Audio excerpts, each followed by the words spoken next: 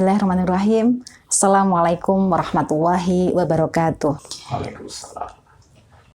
Alhamdulillah, kali ini kita berjumpa kembali dalam acara Menggapai Berkah bersama KSPPS Anugerah. Alhamdulillah, saat ini saya sudah bersama dengan beliau, Bapak Kiai Haji Yakub Mubarok. Beliau merupakan Ketua Dewan Syariah Anugerah dan juga beliau merupakan Ketua Majelis Ulama Indonesia Kabupaten Temanggung. Assalamualaikum Pak Kiai. Waalaikumsalam warahmatullahi wabarakatuh. Sehat Bapak menikah? Alhamdulillah sehat. Alhamdulillahirrahmanirrahim. Senang sekali Bapak hari ini saya bisa bertemu kembali dengan Pak Kiai. Iya. Mudah-mudahan beberapa jam dengan Pak Kiai nanti membawa banyak manfaat untuk kita semuanya. Amin ya rabbal alamin. Onjeh Pak Kiai, satu hari lagi insya Allah kita akan menginjak bulan Dzulhijjah, di mana dalam bulan Dzulhijjah ini ada perayaan besar untuk seluruh Muslim dunia pastinya, yaitu ibadah Hari Raya Idul Kurban. Berbicara mengenai Idul Adha, banyak sekali yang ingin saya tanyakan Pak Kiai. Ya. Sebenarnya sejarah awal adanya Idul Kurban atau Idul Adha itu seperti apa Pak Kiai? Mohon penjelasannya. Oke. Assalamualaikum warahmatullahi wabarakatuh. Waalaikumsalam warahmatullahi wabarakatuh. Bismillah, alhamdulillah, wassalatu wassalamu ala rasulillah wa ala alihi wa sahbihi wa mawalah, amma ba'du. Sahabat-sahabat dan ikhwan semuanya, khususnya dari keluarga besar KSPPS Anugerah. Yang pertama, alhamdulillah dengan kuasa Allah pada siang hari ini kita bersua kembali dalam acara menggapai barokah berkah dari adanya bulan Idul Adha atau yang sering kita sampaikan bulan besar. Saudara sekalian, memang sejarah akan mampu merekam dan membongkar berbagai persoalan dan masalah. Mencintai sejarah, barangkali hidup kita akan lebih terarah dan barokah. Tanpa mengetahui sejarah, bisa jadi langkah kita akan salah. Itulah pentingnya sejarah. Sehingga Bung Karno pada waktu itu pesan kepada kita sekalian dengan bahasa yang nyentrik, bahasa yang indah, praktis, yaitu jas merah. Artinya jangan sekali-kali meninggalkan sejarah.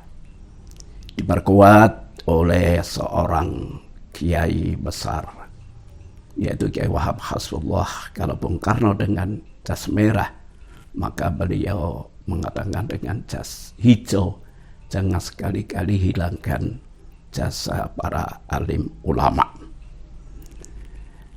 36 surat dari 114 surat dalam Al-Quran bermuatan sejarah. 1.600 ayat dari 6.666 ayat berisikan sejarah. Satu di antaranya adalah bulan Dzulhijjah ini. Di saat teman-teman kita baru berangkat menunaikan ibadah haji di tanah suci, kita pun yang tidak haji dan mereka yang haji pun juga akan bergelut dengan berbagai sejarah. Di antaranya ada sejarah besar, yaitu Nabi Allah Ibrahim alaihi salam, yang kemudian kita kenal dengan peristiwa Idul Adha dan Idul Kurban. Saudara sekalian, tentang kurban ini sebenarnya dimulai dari Nabi Allah Adam alaihissalam. Kita kenal dalam kesejarahannya bahwa Qabil dengan Habil ini diperintahkan untuk berkorban. Cuma sayangnya fatuqubila min ahadima wa lam yataqabbal minal akhar. Dari Qabil nggak diterima, Habil diterima. Inilah awal dari adanya perseteruan di antara Qabil dengan Habil. Kemudian dari Nabi Adam masuk kepada Nabi Nuh. Kita kenal istilah korban setelah ada banjir bandang pada waktu itu. Begitu usai, beliau mengadakan semacam syukuran dengan berkorban. Kemudian dilanjut oleh Nabi Allah Musa alaihi salam. Cuma korban pada waktu itu ada satu korban untuk penebus dosa. Ada korban sekedar untuk memberikan satu puji-pujian atau satu niatan agar misi mereka bisa terlaksana. Satu di antaranya adalah korban hewan yang semuanya dibakar, disisakan kulitnya. Nah, kulit ini kemudian diberikan kepada ahli nujum. Kemudian beralih lagi korban kalau tidak ditemukan lewat beberapa hewan, maka bisa membidik burung, kemudian dibakar, semuanya diberikan kepada para peramal-peramal. Inilah satu di antaranya korban yang kalau kita melihat awal kesejarahannya dimulai dari Nabi Adam terus sampai kepada Nabi Ibrahim. Ada satu ayat ini dalam surat An-Nahl ini, Inna Ibrahim kana ummatan qanitan lillahi hanifa wa lam yakun minal musyrikin syakiran li an'amihi istabahu wa da'u ila siratal mustaqim. Bahwa Nabiullah Ibrahim di sana dikatakan Inna Ibrahim kana ummatan. Yang namanya umat ini adalah sekelompok kaum, satu pribadi, tapi di sini diistilahkan adalah sekelompok kaum. Artinya bahwa seluruh dari nikmat pemberian Allah, seluruh dari keistimewaan yang diberikan Allah kepada satu kaum, ini hanya bertumbuh kepada seorang Ibrahim alaihissalam. Makanya beliau adalah Abu Tauhid, bapak yang mampu untuk meneruskan akidah menuju Allah Ta'ala. Beliau adalah orang yang mampu untuk lebih memberikan arti kemanusiaan. Makanya dari korban hewan, korban sampai tragisnya ini adalah korban manusia. Kita melihat di Babylon, di Yunani, itu yang dikorbankan ada seorang bayi. Jadi dalam 1 tahun harus ada bayi satu yang disembelih, dihadiahkan kepada dewa. Kita melihat kalau di Meksiko, ini lebih berat lagi karena yang dikorbankan itu adalah seorang pemimpin. Katakanlah kalau untuk orang Islam kiai yang paling top, kalau pamannya Pak Zainuddin MZ atau OAS, ini dikorbankan. Subhanallah. Kemudian kalau di Mesir, kita melihat korban ini beralih kepada seorang wanita tercantik. Terproses ada semacam istilahnya kontes Ratu Ayu se-Mesir. Kemudian yang paling cantik itu yang disembelih. Alhamdulillah, Nabi Ibrahim alaihissalam mengawali ini untuk lebih memanusiakan manusia, maka oleh Allah Ta'ala diperintahkan untuk berkorban Ismail. Takarannya adalah keyakinan dan keimanan. Dan perlu kita tegaskan bahwa yang namanya jihad fil Islam adalah akidah yang harus kita benar-benar jaga, juga pengorbanan kita untuk beribadah kepada Allah Ta'ala. Alhamdulillah Nabi Ibrahim lulus mengorbankan Nabi Ismail yang kemudian diganti oleh Allah wa fatainahu bidzikrin azim. Dari kedua ini sampai 3 dengan istrinya waktu Siti Hajar, maka keyakinan keimanan seseorang ini benar-benar bisa lulus dalam ujian.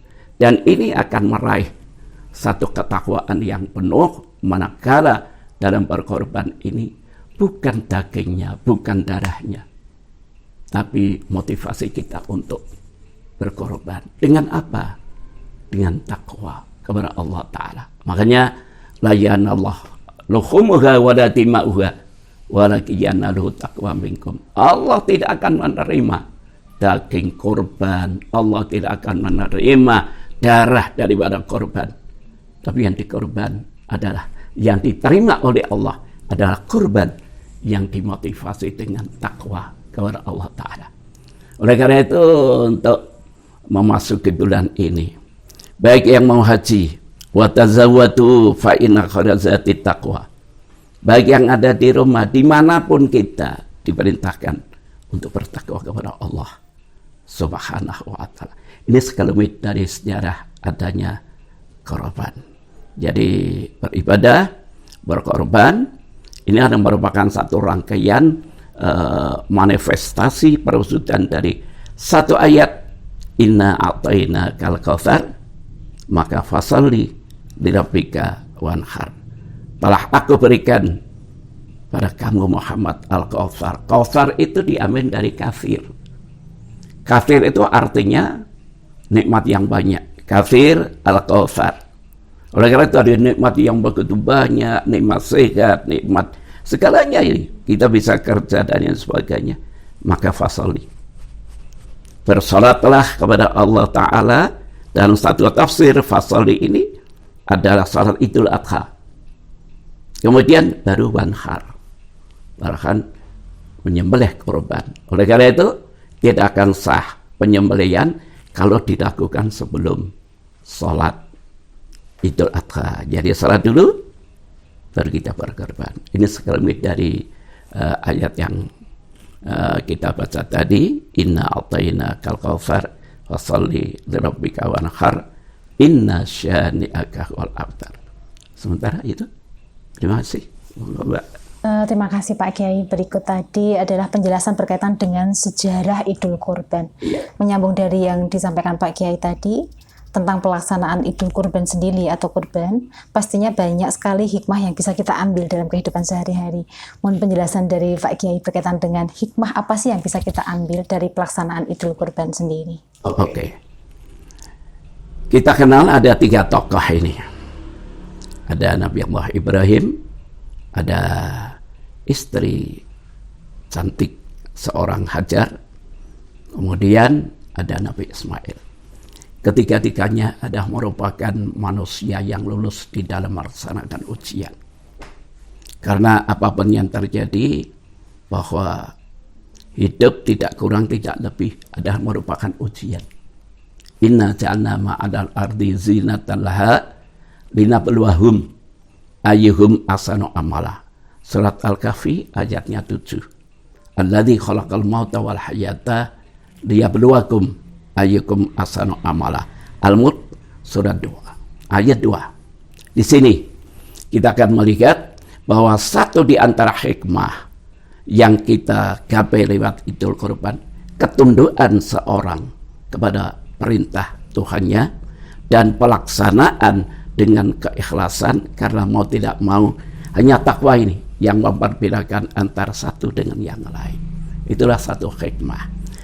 Dan lagi yang perlu kita sampaikan bahwa korban ini sangat dianjurkan, diarahkan bahwa setiap rumah ini bisa berkorban. Satu untuk satu rumah. Jadi maaf, satu kambing memang untuk satu orang. Itu bunyi hadis.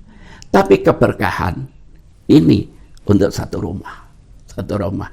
Rumah ini satu rumah dengan 4 penghuni umpamanya. Satu sudah mengeluarkan, yang 3 juga dapat pahala. Sehingga kalau kita kenal ada di sekolahan dulu waktu kita masih sekolah ada korban kolektif, itu akan bisa menjadi korban di kantor umpamanya, ini urunan sekian semua akan mendapatkan pahala korban. Cuma harus diatamakan satu orang. Kalau ini kolektif urunan berapa? 25.000, 50.000, nanti atas nama Mbak Nurma umpamanya.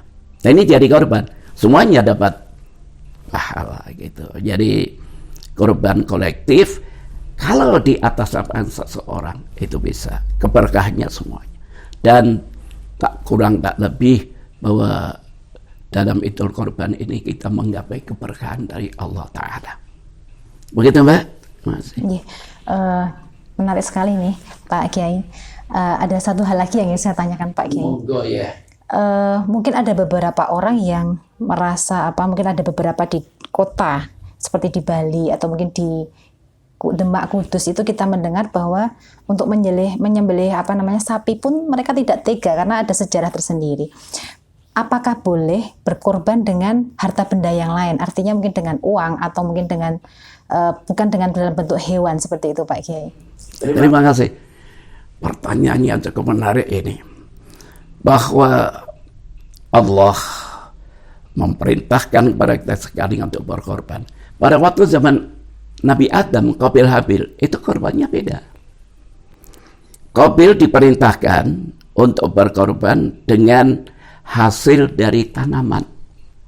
Ternyata yang diambil adalah tanaman yang kurang baik. Sedangkan Habil ini diperintahkan untuk berkorban dengan hayawan. Sejak dari Habil ini korbannya diterima, maka korban ini harus berwujud hayawan. Harus itu. Kalau ada mereka ini yang mau urun, Pak saya mau korban pakai uang saja, boleh. Boleh, tapi seharga hayawan, nanti panitia yang memberikan hayawan korban. Sini juga banyak. Kalau uang berapa ini? Uangnya sekitar kalau 4 juta boleh. Nah kita belikan. Jadi korban ini memang dari hayawan. Karena memang Al-Quran itu juga menuntun pada kita sekalian. Tuntunan daripada Al-Quran bahwa korban harus berwujud hayawan. Dengan ayat fasolli lirabbika wanhar. Wanhar di sana adalah berkaitan dengan dawuh bagi Rasul, azimu dohayakum. Coba cari hayawan-hayawan yang besar, berkualitas. Kalau sekarang sehat karena konon corona ini sudah habis di Indonesia ini, tapi masuk di hayawan. Makanya pesan saya besok kalau akan melaksanakan kurban, coba kita ada istilahnya ini kerjasama dengan dinas kesehatan, layak untuk dikorbankan atau tidak. Jadi kembali kepada pertanyaan Mbak Norma tadi, kurban harus dengan hayawan dan dibatasi. Ada unta, ada sapi, kerbau boleh. Kemudian ada kambing, ada domba. Ada ulama yang mengatakan kalau di bawah itu gimana? Karena mereka termasuk have not, kurang mampu. Korban menyembelih entok ya tidak dikatakan korban, itu cuma sedekah. Karena sampai di kambing dan domba saja. Beda kambing dengan domba. Kalau domba itu yang merunduk itu domba, kalau kambing yang tekik itu kambing. Itu cuma sampai di kambing dan domba. Jadi kembali lagi, ada unta, ada sapi, kerbau, ya kemudian domba, kambing dan sejenisnya itu boleh. Kalau ayam nggak pernah kita dengar itu, coba ya sedekah aja. Bisa ayam gitu tapi dalam bentuk ayam tapi dalam jumlah banyak juga tidak masuk syarat korban. Tidak termasuk berkorban. Korban hanya dibatasi itu al-an'am, yaitu minal ibil, ya lajan syat itu kambing atau domba, bil al-qabs, kemudian al-baqar sapi. Cuma itu. Ya Pak Kiai, mungkin satu lagi pertanyaan dari saya ini Pak Kiai sebelum kita akhiri. Pesan untuk kaum milenial ini, anak-anak muda yang mungkin sekarang mulai tergerus rasa empati melihat sekelilingnya, mungkin berkaitan dengan momen Idul Kurban ini, mungkin ada pesan untuk teman-teman adik-adik saya ini kaum milenial. Monggo mohon pencerahannya Pak Kiai. Alhamdulillah ini, Masya Allah. Karena ini perintah Allah Subhanahu wa Ta'ala, maka pesan moral kepada semuanya baik generasi yang akan datang maupun untuk kita sekalian. Pentingnya bagi mereka yang diberi nikmat ini untuk melatih diri berkorban. Satu di antaranya adalah korban itu jelas perintah Allah. Yang kedua kalinya ada sanksi bagi mereka. Siapa orang yang mampu berkorban, kok tidak mengeluarkan korban, fala yaqrabanna musallana. Kata Rasul, jangan sekali-kali mendekat pada musola saya. Ini ada arti kiasan. Mendekat pada musola saya artinya kehidupannya kurang berkah. Kemudian bisa jadi yang harusnya pada tahun-tahun ini kita akan mendapatkan satu kesempatan yang baik, akhirnya ditunda oleh Allah Ta'ala. Karena kebetulan kita mampu untuk berkorban, tapi tidak mau berkorban. Di sini perintah dari Allah Ta'ala sebetulnya bukan ini maksud Allah, tapi adalah kita. Jadi kalau ada perintah Allah, Allah berperintah, itu nanti akan dikasihkan Allah pada kita sekalian. Kalau kita mengkaji lagi tentang Inna a'tayna kal kautsar. Al-Kautsar, ya ini nikmat yang banyak diberikan oleh Allah tanpa kita minta. Dan itu merupakan keistimewaan yang diberikan Allah kepada Nabi. Banyak Nabi yang minta, tidak setiap permintaan dikabulkan. Tapi Rasulullah tidak pernah meminta. Atau permintaan Rasul ini terbatas sekali. Tapi Allah senantiasa menyediakan inna a'tainaka. Nah, kalau kita sudah dikasih, tidak kita manfaatkan, berarti kita termasuk orang-orang yang fasik. Oleh karena itu, pesan kami kepada semuanya, baik generasi apa istilah sekarang, milenial atau ada generasi apa, kolonial. Mari kita berlomba-lomba untuk meraih keberkahan bulan Dzulhijjah ini dengan melaksanakan salat dengan sesungguh-sungguhnya. Kita berusaha untuk berikhlas diri. Yang kedua kalinya adalah lewat berkorban. Insya Allah dalam tata kehidupan kita, hidup akan berkah. Sampai usia pun juga akan berkah. Rezeki yang diberikan Allah pun akan berkah. Karena apa? Kita mengikuti perintah Allah. Perlu kita tekankan, wa may yashkur fa innama yashkuru li nafsih. Yang mau mensyukuri nikmat yang diberikan Allah, maka berarti dia mensyukuri diri sendiri. Dan Allah menjanjikan semakin hari akan semakin diberi tambah oleh Allah Ta'ala, baik kuantitas maupun kualitasnya. Mari berlomba untuk ke sana agar kita bisa menggapai rahmat kasih sayang Allah lewat Idul Kurban dan Idul Adha besok. Di samping kita banyak berdoa, mudah-mudahan semuanya akan diterima oleh Allah dengan tetap bisa menjaga kesehatan, menjaga seluruhnya sehingga kinerja kita bisa baik. Demikian yang perlu kami sampaikan. Terima kasih dan selamat untuk semuanya. Sekian dari saya. Wallahu muwaffiq ila aqwamit thoriq. Wassalamualaikum warahmatullahi wabarakatuh. Alhamdulillah, tidak terasa ini bincang kita sudah harus kita akhiri, Pak Kiai. Terima kasih sekali untuk waktunya dan ilmunya untuk kita semuanya. Sama-sama. Mudah-mudahan sangat bermanfaat bagi kita semuanya pastinya. Mudah-mudahan kita selalu diberikan kesehatan. Amin. Dan selalu Amin, istiqomah amin, dalam amin. menjalankan ibadah. Amin. Yeah. Okay. Saya akhiri bincang kita kali ini. Mudah-mudahan kita akan bertemu kembali dalam acara Menggapai Berkah dengan tema yang lebih menarik lainnya. Saya akhiri. Billahi fisabilillah fastabil khairat. Wassalamualaikum warahmatullahi wabarakatuh.